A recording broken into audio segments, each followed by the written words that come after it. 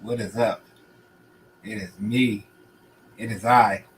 I am the greatest there is, the greatest there was, and the greatest there ever will be. I am greatness personified. Myself. Yes, yes, yes. Stoney greatness. Yes, and I am here. Oh, thank you. Oh, wait a second. Wait a second. They love you. They really love us, man. All right, y'all. Settle down. Settle down. Yeah, because I am here with the man of the hour, the myth, the legend, your king, the conqueror, the activist, the author, the philanthropist, the empowerer, the enchanter, the entertainer. This just keeps getting longer and longer. Yes, like other things. Yes, yes. So, show some respect and bend the knee because they come from all around.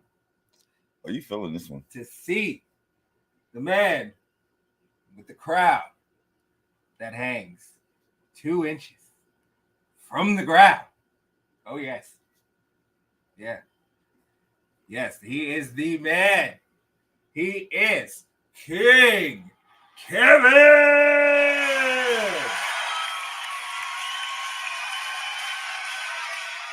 Oh, they even cheer.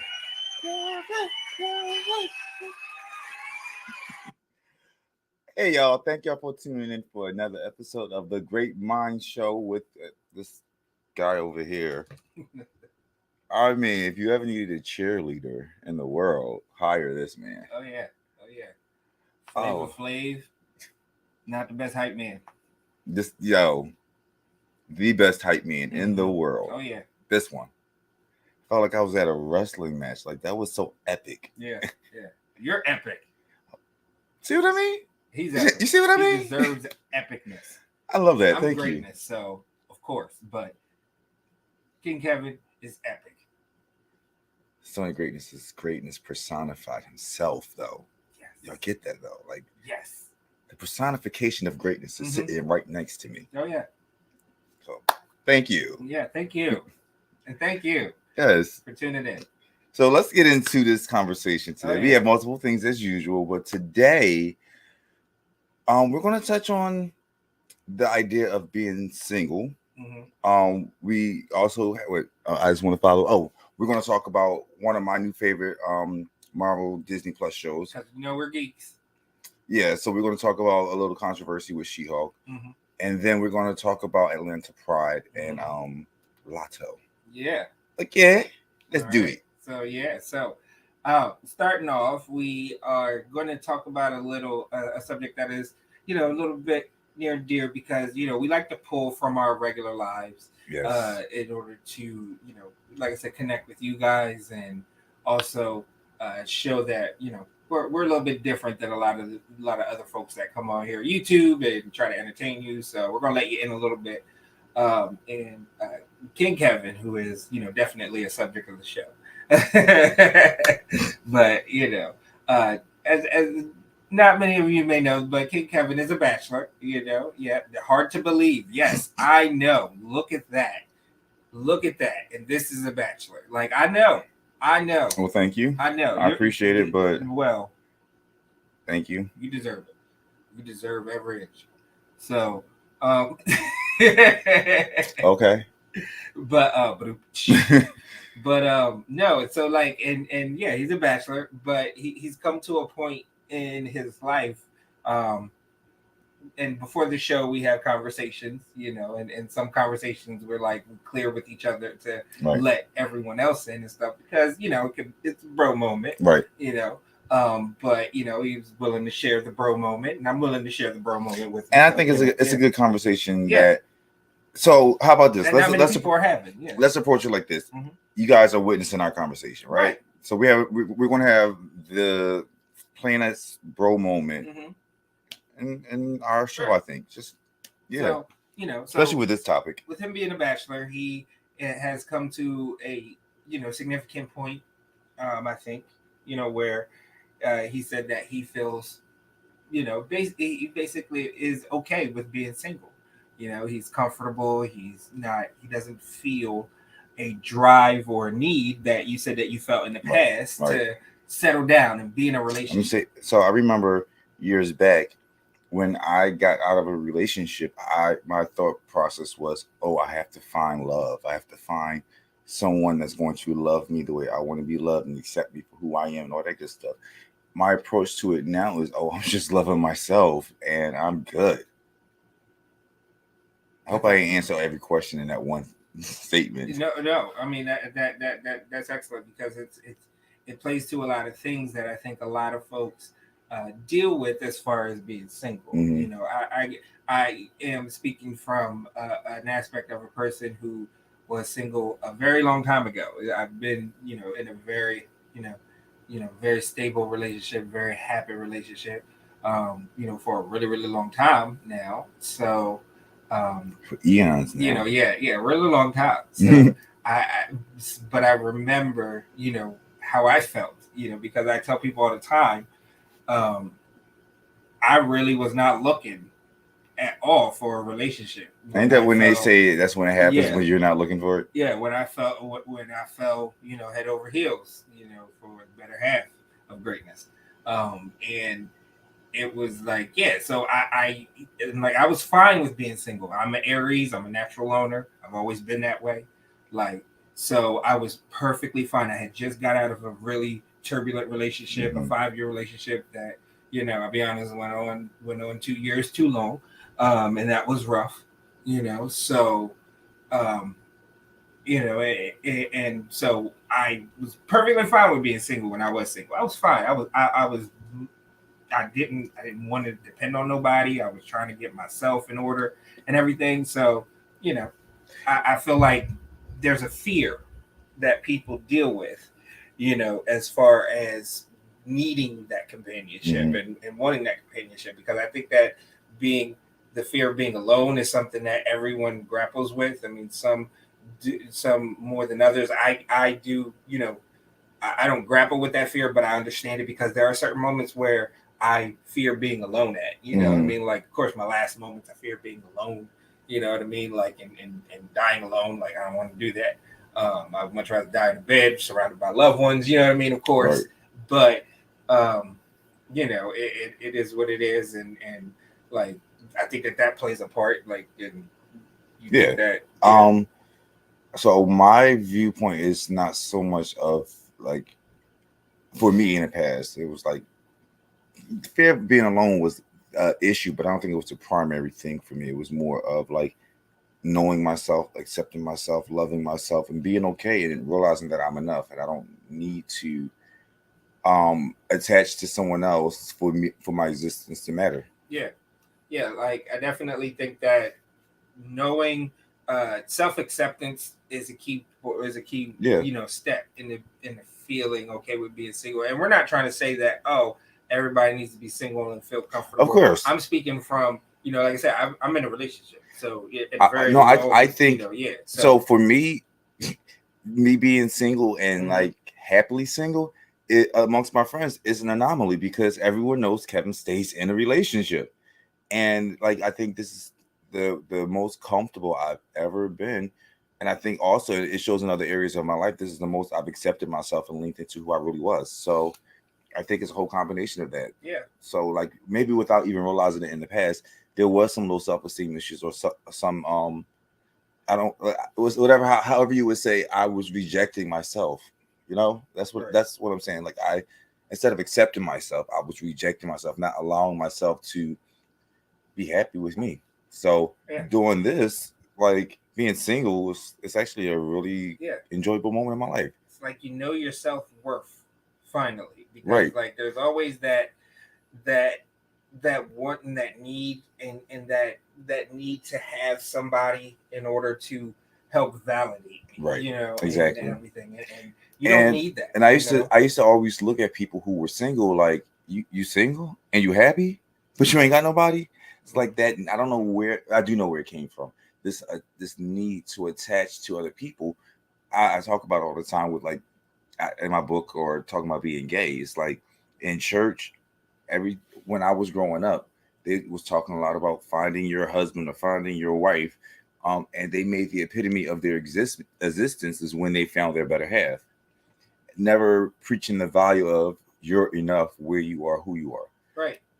So I brought into it. I was raised on that idea. And breaking free from that is like one of the best things I've ever experienced. Right.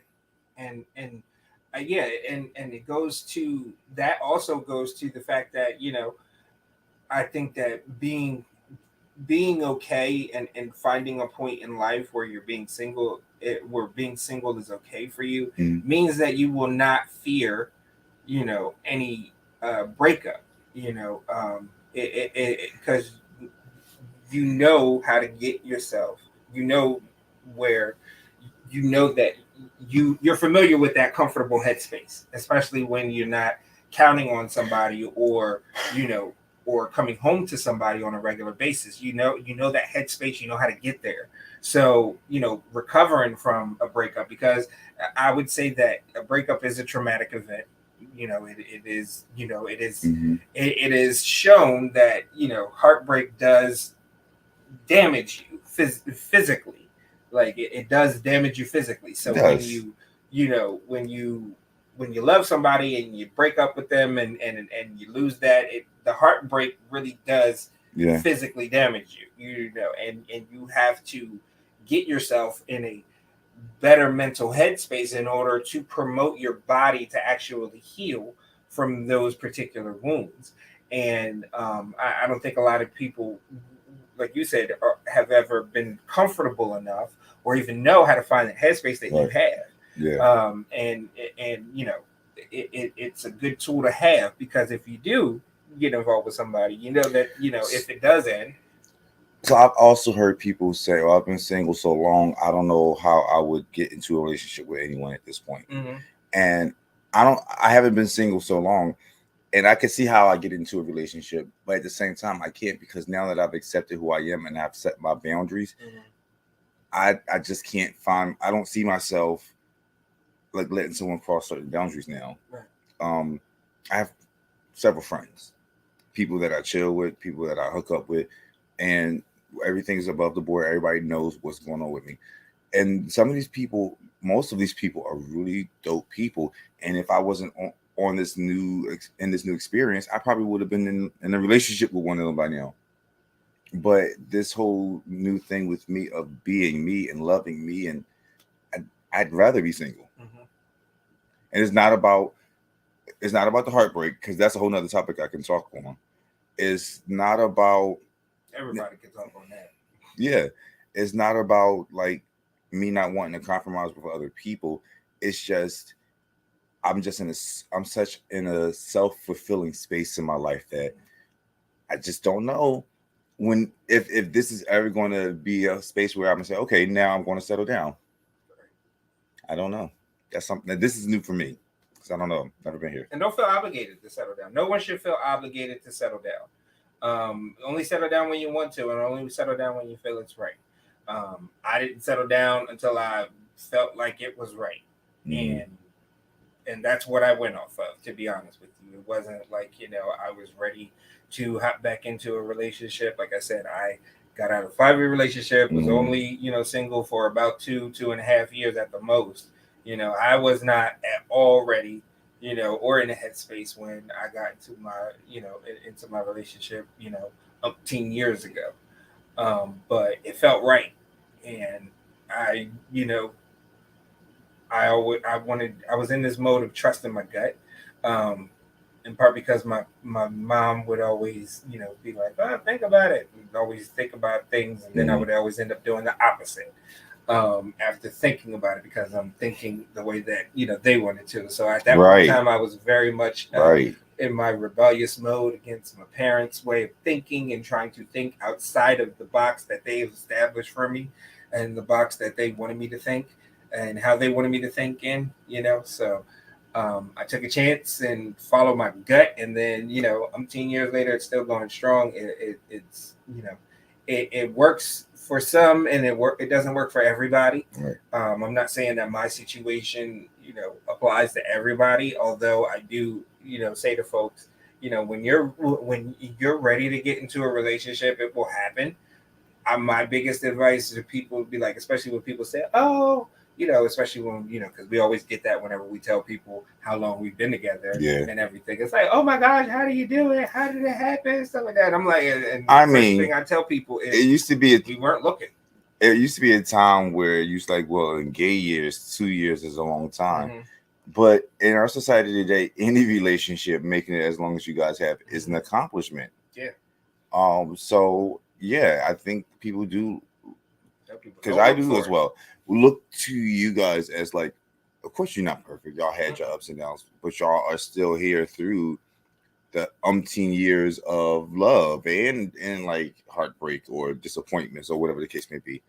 I forget what I was watching, where they said, "What was your secret? How did y'all make it to, so long?" So we didn't break up. No, but like, what about when things got hard? We just didn't break up. Like, yeah, it got hard. But we didn't separate. Only problem I have with that is if you're not happy, and the other person you can tell clearly isn't happy, and y'all just holding on for the sake of a relationship, go talk to somebody. I get that. When you're in that situation, yes, you know what I mean. But because you end up resenting yourself and your partner. Right. When it could be like, you know what, we tried this, it was great while it lasted. We're in a place now where it's not working for us, and it's okay to say, all right, I love you. Let's keep it that way. Let's continue to love each other before we start to resent and hate each other.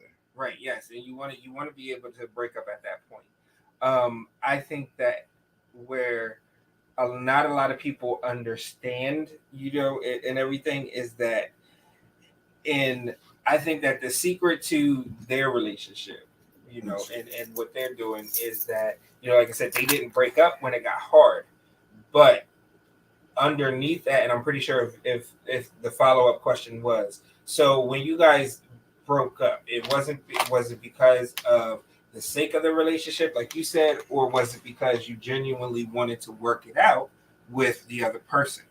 And that's the thing. I think that's the one thing that not a lot of people really look for in a relationship, is that you have to want to make it work. You know what I mean? And the day that you don't want to make it work anymore is the day that the relationship should end. Yeah, especially if the other person on the other side isn't. So you can tell. But all right, so with that, this is my opinion when it comes down to relationships and stuff like that. I feel like when one person in the relationship is at that space where they're not happy and they don't want it to work, right? The relationship essentially is over. Well, it's not like they don't want it to work. If they're not willing to do any more work, because a relationship is work. But that's giving up. It is work. That's giving up. Yeah. So it's almost the same thing. Yeah. Like if you wanted it to work, you would do the work regardless of how difficult it is. Exactly. You push through. But if you don't want it to work, you stop caring. Right. So at that point, I think that's the essential marker as to when the relationship fell apart. It's pretty much over. Yeah. No, I totally, even if the other person wants it so bad and they're doing everything they can to fight, if that person is giving up, they've given up. Right. And the thing about it is, like, you got to be, like I said, to bring it full circle here, you got to be prepared. And I think that also goes to the point where you were like, you have an understanding that it's about, like you said earlier, like it's about life. It's about experiencing life and everyone in it. And you have to have that mindset. Let me say the statement, and then you can expound upon it. So I just had this idea, this thought that a lot of people say, "Oh, well, this person asked this to my life, or add that to this person's life," and that's what makes a relationship special. And I feel like that's all backwards. I don't think that it should be about anyone adding anything to my life. I'm experiencing this journey and that person is experiencing their journey, and we're giving each other the opportunity and the privilege to share and experience it together. That's all it is. Like, you get to experience it, you can partake in it, but it's not a thing of I'm dependent upon you adding something to me for me to value what we have. So it's possible that maybe you're going to be looking from mile marker 100 to mile marker 200, and then 200 to 600, I'm doing this by myself, and then 600 to whenever, I might find someone else, and that's okay to have those experiences. That's what life is, experiencing things. Yep. 525,600 minutes. Yes. 525,000 moments so dear. Yes. Well, it was beautiful.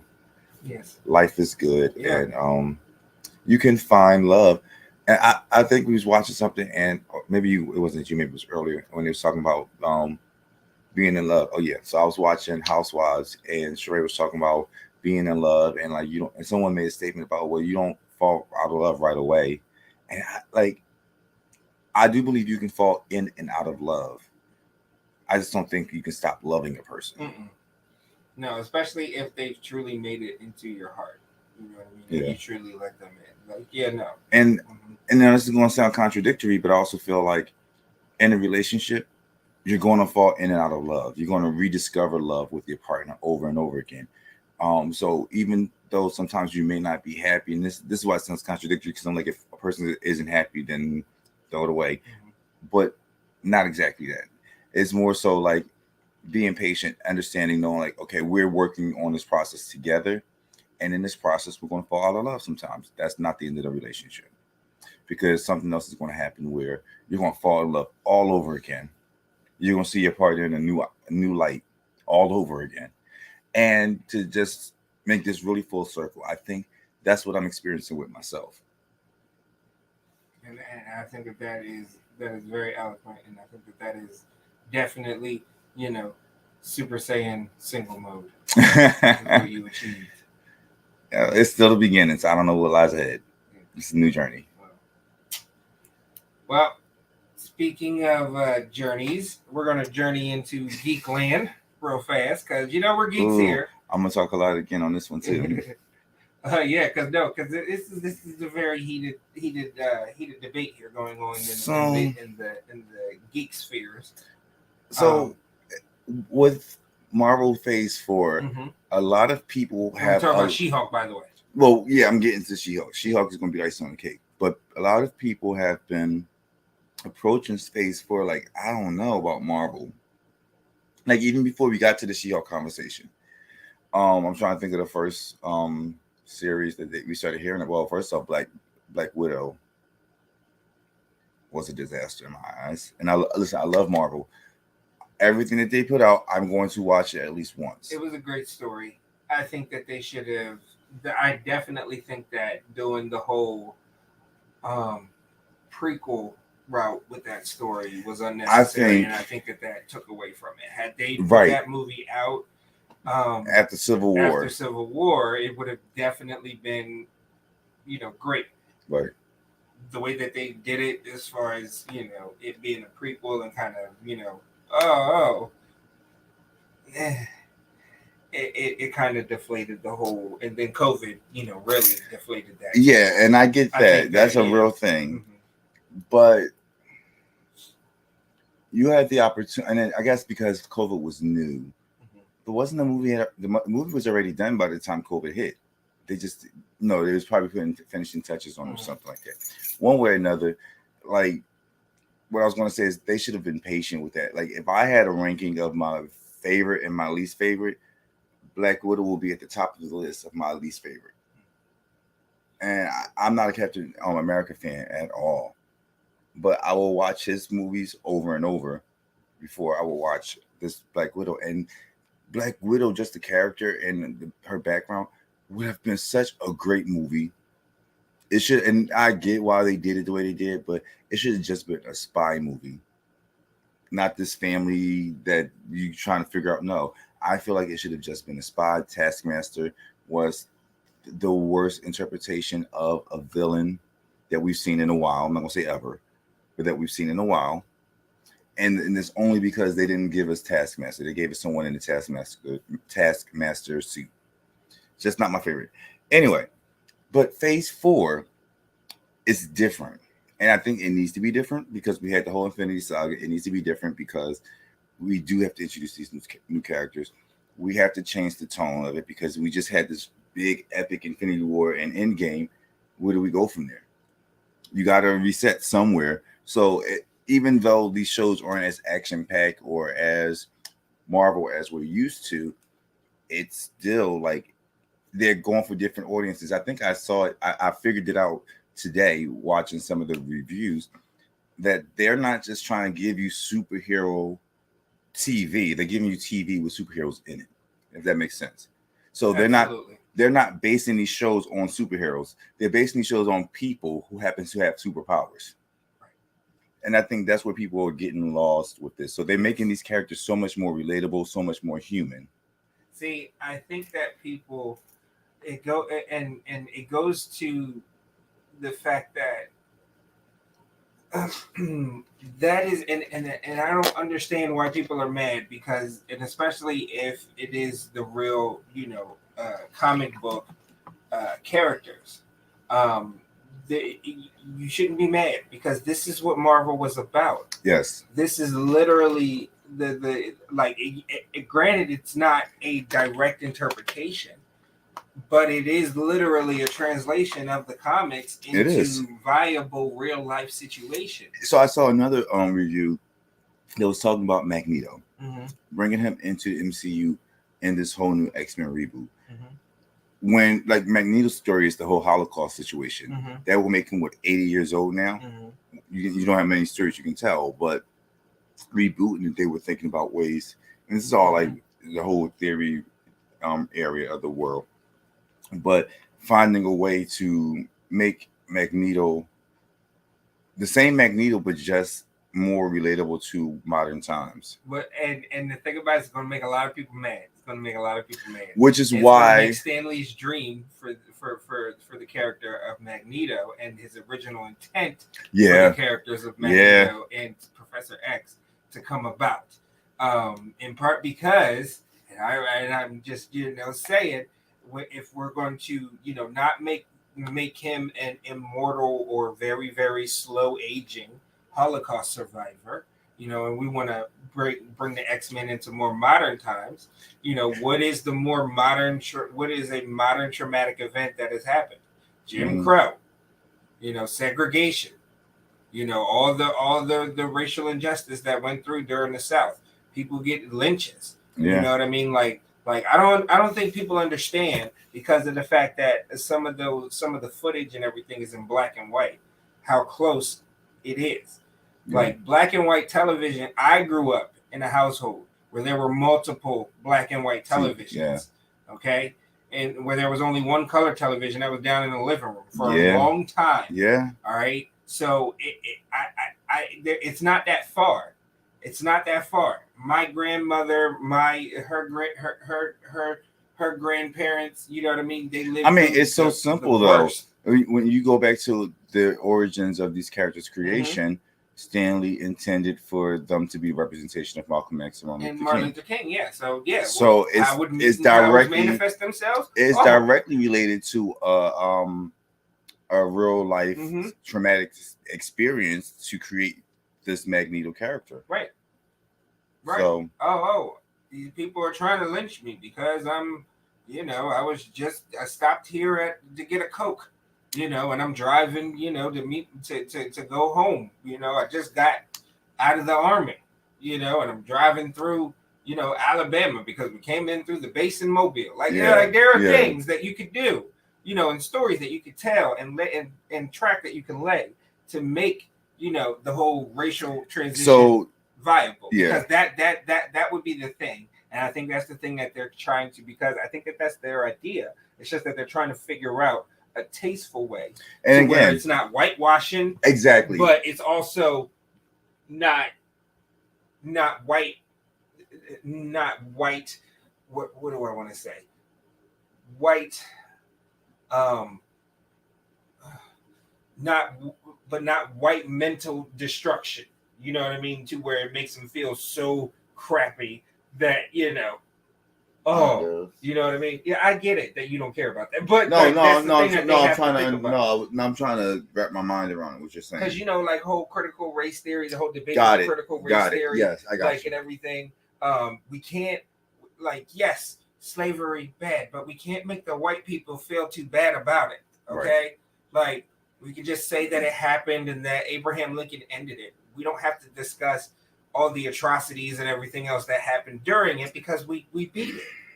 No, because those atrocities have scars. But yeah, I think that now we're going into a whole nother lane. But I think that you would you would have to create. You can do that, but you would just have to create a situation where that's his motivations.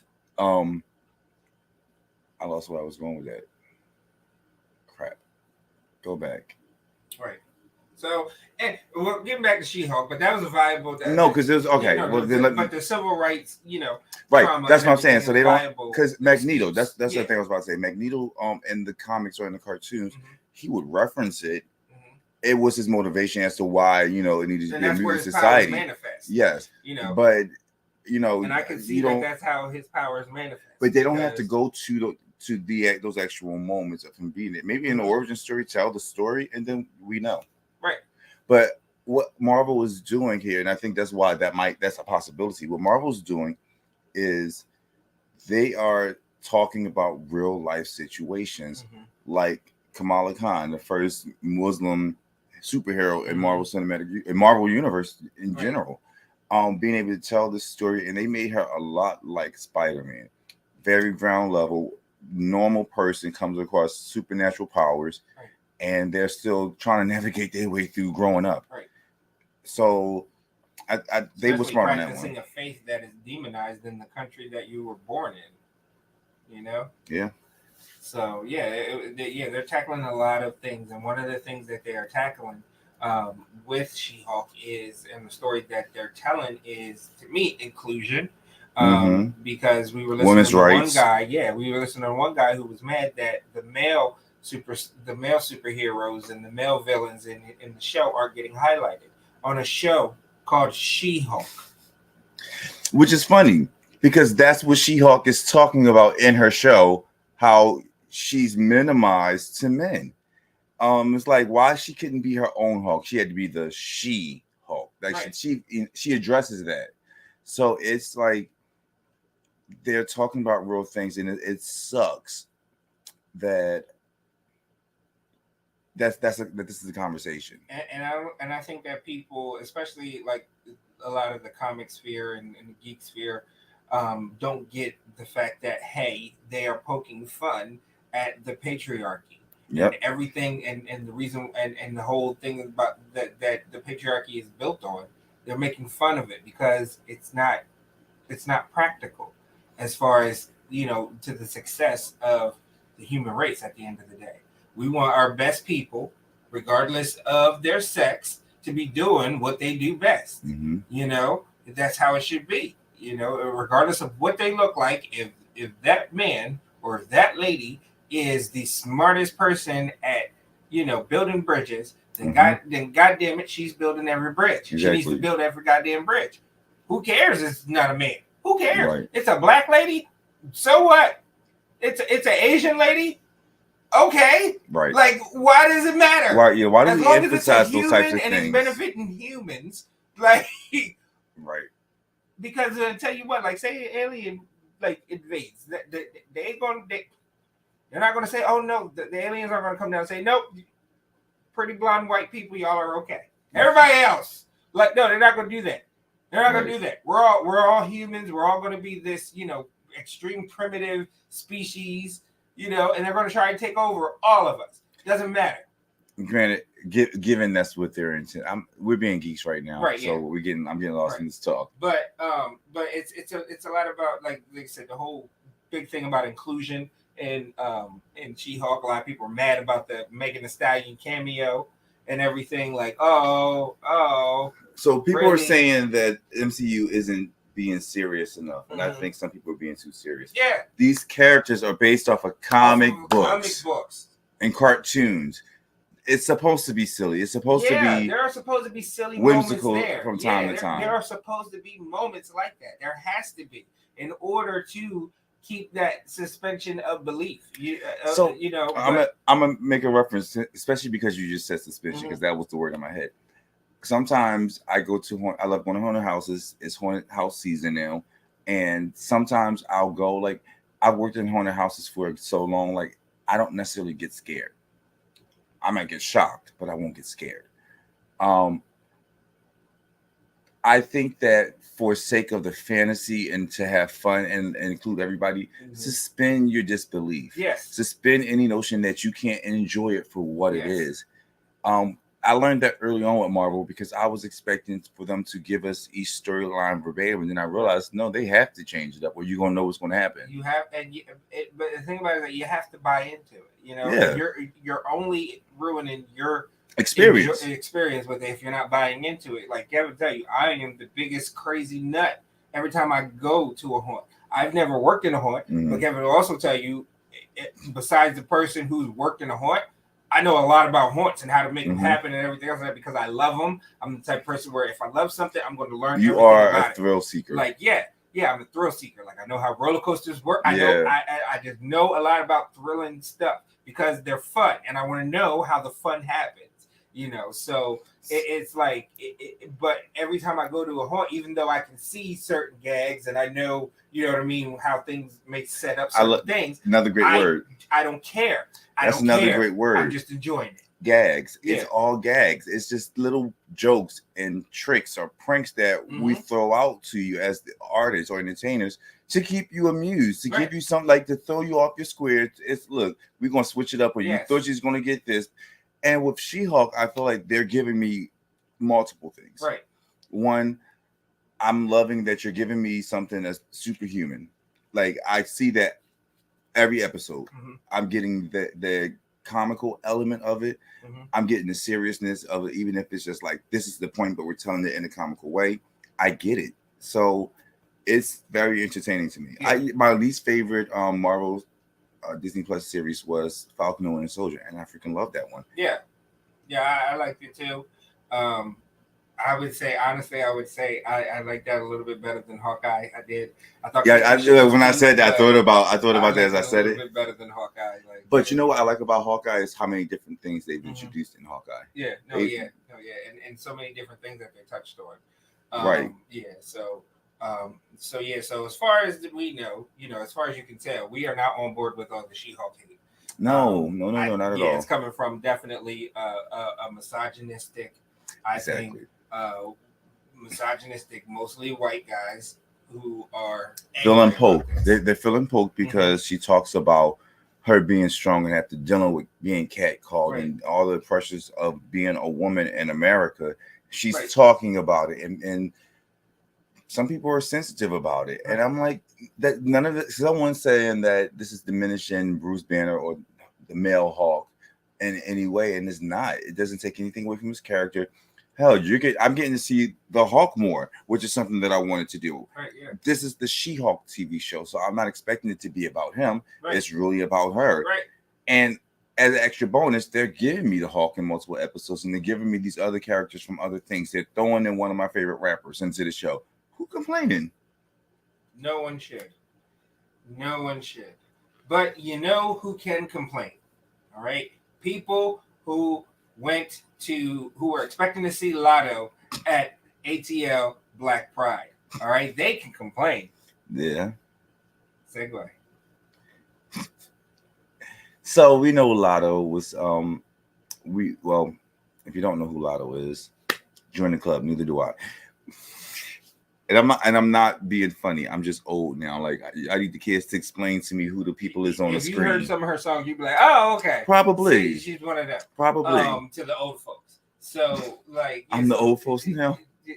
Almost. Damn. But no. So one way or another, Lotto was booked to perform at a gay pride event in Atlanta. But when it came time to perform, Lotto put out a poster that she's not going to perform or she's not going to do it because they didn't have her money. So then the promoter of said party goes on and says, we have her money. She just didn't want to be paid the way we were going to pay her. They wanted to do an electronic payment, but she wanted cash. It was supposed to be cash, according to her claim. Well, that's how they were going to do $5,000 to her via Zelle. And then the rest was going to be in cash. Now, keep in mind that the numbers that we're working with here, 5,000. All right, and they didn't say what the rest was, but they just said the rest was in cash. And this was a very, very large party. This was being advertised since the middle of the summer. And ATL Black Pride is a pilgrimage event in the Black gay community. You are not an official Black gay until you've made that pilgrimage to Atlanta during Labor Day weekend to be amongst all of the sitting and parties and tomfoolery. Yeah. I want to disagree with you, but I just can't. No, you can't. I just can't. You can't. Even if you were Utah Black, you get a fun joke. You feel like you've lived your life. You lived your full Black gay life until you've experienced Atlanta. You realize, like, and I'm not even going to glorify Atlanta too much. Nope. But at the same time, the experience that you have your first time is like no other. And I've seen a couple of first time Atlanta prides. So yeah. Just saying. First time and my only time, absolutely terrible. I don't plan on doing it again unless I am paid to be there. I agree with you on that one. That's my thing. So yeah. But hey, all you people that have a great time at Atlanta Pride, great job. But apparently, sadly, have a great time. I'm saying sadly, but it turns out to be a good thing. For some reason this year, I'm on social media looking for the fights and the drama and the bullshit, and I don't think I've seen anything. All the reports of the sex parties being raided and all the minors that they found there. He's saying that it didn't happen. Yeah, it didn't happen.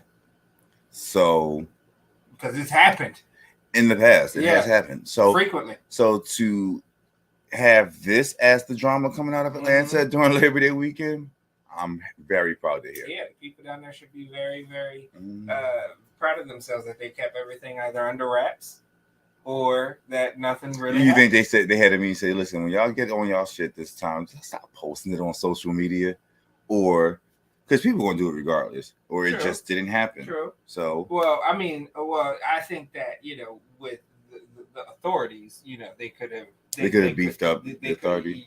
They could have greased some palms and stuff like that, and had connections now. Makes sense. To where which it makes sense to do that. Like you want people to enjoy themselves, right. So if you have to beef up security so that way people can feel and be safe, then do that. Or they made a raid at a party, but they didn't report it or anything. True. Yeah, because they have an understanding now. Sure. Things like that happen. So we were talking about the whole experience aspect of it because, regardless of, regardless of who you think is right or wrong in this whole Lotto situation, whether or not Lotto should have taken the money we have a unique viewpoint on the situation, all right? Because not only are we talent, right? But we are also promoters in aspects and everything. We've been on the side of setting up events. So on the space of booking talent, contracts, making sure that people got paid. We've been doing this for years or whatever. Pay and everything. So it is hard for us to believe that there wasn't a verbal agreement somewhere. So that's what I was saying earlier is like one. What's on the signed contract? What did we agree to? Was there a conversation that said, when you pay me, you have to pay me in all cash?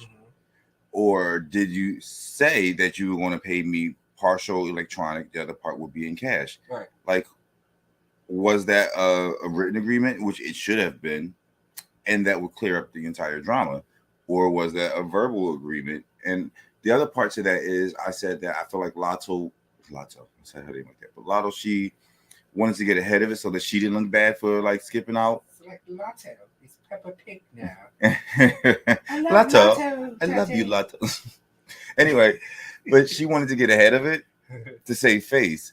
But I think that she still has a responsibility in the way that went down. No, she definitely does because she should. And honestly, it's her team's fault, or whoever handles her negotiations. I think that especially for talent, you got to have people in those positions that for one thing are going to get the job done and their first and foremost job is to do what's best for you. The talent. And I don't know if Lotto has those people. Sucks for her, but that should have been something that should have been worked out. The promoters on their side of it, you are beholden to the guests, the people who are paying to be at your event, and that is your responsibility, because without those people coming to your event, there is no event. Okay, or there will never ever be an event again. You know what I mean? To where your particular promotion group or anything else like that would be attached to, because people will associate you with an unreliable experience and unreliable. But that's product. So the way I said Lotto got ahead of it, I think they kind of clapped back to say, hey, we was going to do this. Right. So they didn't look like, oh, well, we just ain't had the money. We weren't going to pay her. As a performer, you need to make sure that you have verbiage in place that, says, hey, these are the expectations that we agreed on. This is what, this is what we've done thus far. This is what we will do, in specified time, whether it be after the conclusion of the performance. Okay, we'll pay you your money, but it'll be after you perform. Right. And that's the next thing I was saying, because as a talent, I want my money. Now, some people say, all right, I'll accept it afterwards. Some people say, no, before I step on that stage, that balance needs to clear my account, or the cash needs to be counted and confirmed. As the artist, yes. Right. It really is about, what does your contract says? Would have your people negotiate it for you, and stick to that. You may not like it. Now, the bad thing about that pay you at the end of the concert thing is, I think a lot of times promoters will kind of like expect a certain thing to happen with ticket sales or something like that, which is okay because a lot of people do it. But when things don't go your way, or there's an unexpected expense that you can't avoid, then you're in a situation. So I think a lot of performers would rather say, hey, this is the fee. This is when it needs to be paid. And it just happens to be one of those services that can demand pay up front. Right. Yep. And they're well within their rights. We are a capitalist society. Hey. So unfortunately, like you said, the people who paid, to see Lotto and who planned to see Lotto, but not just those people who were disappointed. You also have to think about the people who might have never seen Lotto, who just came for ATL Black Pride, and now their experience is ruined. They're less likely to come back to ATL. I mean, I get where you're going, but I also think that's a lot. Like, who's not going to come to Pride because they didn't see Lotto? No, it's not that they won't come back. It's just that they can't rely on that particular full promoter expectations of everything that they. Because what if they bought a package with that particular party or that particular performance on that package? That is that's an experience dampener, because then they are under the impression that they were sold an unreliable product, a product that didn't meet up to the expectations. So that makes them less likely to come back, or or anything. So there's always damage control too. So recently, The Weeknd had a concert. When he came out on stage, he says, my voice is gone, and I feel horrible that I can't give you a show, but I personally wanted to come out and speak to you. With that being said, I will refund you your money. And I get it, like, as a promoter, sometimes that's not what you want to hear or do, because you got other bills to pay. That money was covering other things. Right. And when you say refund the money, I'm expecting you to give me all my money back. So I get why a person wouldn't want to do that, but there's damage control. There's other ways that you can still make sure that your audience gets something out of the deal where they feel satisfied. Like, you know what, that didn't work out, and I'm upset it didn't work out, but they did do that though. Right. Yeah. And I think that, I think that I definitely know that one place where you can bet your bottom dollar you are going to have a top of the line experience. Top of the line experience, guys. Columbus Melanin Pride coming up. We are less than 2 weeks away? Is it that? Around 2 already? weeks? Yes. 3 weeks away. 20 some odd days, under 20 days. Under 20 days. We are under 20 days away, people, from the biggest end of the summer party in the country. Like when I tell you, it is going to be some gorgeous men folk there, some gorgeous lady folk there. We are going to have all types of folk there, and they're all going to be gorgeous. So you want to be around gorgeous folks? I want to be around gorgeous folks. I do. I love being around gorgeous folk. Then make sure you book your ticket, buy your VIP pass. Go to this website here. This website right here. Right here. This website. Go to it right now. Kingfinity.org / all right, Pride 22. All right, make sure you go there. Get your VIP passes, all right? Because when I tell you VIP is where you want to go, all right, is where you want to be. Gifts aplenty, okay? All types of gifts that VIPs will have throughout the evenings. All types of different access, all right? You'll be able to intermingle, interact with our Pride champion. I want to ask a question about that. You'll be able to be around our wonderful selection. Team of greatness. Team greatness will be there. Yes. Greatness personified. You will be able to be in the presence of greatness as well. Yes. So make sure you buy your pass. I hope half our fans are wrestlers because wrestler fans because they will get this. Because you are such. Who else we got?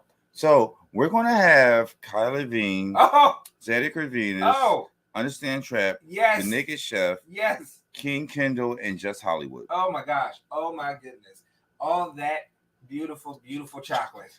Chocolate goodness. I was going through my photos. I don't know if it's gonna be up right now. No, on toast ever. I was going through some photos earlier of when I did a photo shoot for my birthday. Mm-hmm. And Kendall and Jess was a part of that photo shoot. They were. That was a sexy photo shoot. It was. It was like so much beautiful chocolate in one picture. And you have a chance to be amongst it all. All right. Yes. We have a paint and sip event called New Hues where VIPs will be able to actually paint on the beautiful chocolate bodies of Just Hollywood and Kendall. Ooh, am I VIP? Oh yeah. Oh, you're hosted. You're hosted. I gotta put the first lines on them, and yeah, I gotta do that. He's hosted. I am hosting. Yeah, you are. All right, and then if that is not enough for you, then I can tell you what. There's a whole bunch of other events in between. We're partnered with Jack. All right, the app to where we're gonna try and connect you with your CMP boo at our Swipe Right event, our speed dating event. That's gonna be powered by Jack. Sounds fun. It's gonna be excellent. Maybe. I mean, I would do it for fun. Oh. I'm not gonna get in no relationship, but I'll find me a CMP boo. Yeah, how about that? There you go. Hey, find you a CMP boo. We gonna have there's an after party after Nude Hues the first day. We got the Renaissance Summer Party popping off. We have the Blackout Gala where everybody's gonna be dressed in their finest derby fashions, celebrating many wonderful examples of queer Black excellence, including our Pride champion here. And that's my question. I'm going to ask that in my other show to the guys at Kingfinity. Yeah, what that means to be a Pride champion. So yeah. So and then we're going to cap it off with our splash party. Yeah, 50 Shades of Melanin midnight splash party at Club Columbus, and when I tell you it is gonna be a splash party, it's gonna get real wet. So make sure you are in the building. Buy your VIP passes so that you can have access to the special VIP area. All right. Now look, your VIP passes will not get you in. All right, to Club Columbus. Club Columbus is a separate facility that has their own cover charges that you will have to take care of.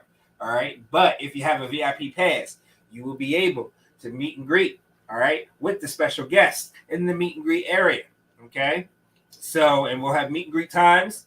All right. So, where you get to interact with your favorite content creators. All right. Enjoy a cookout, a nice little swimming night, a sauna, and if you ball and get a private room and have yourself a good time.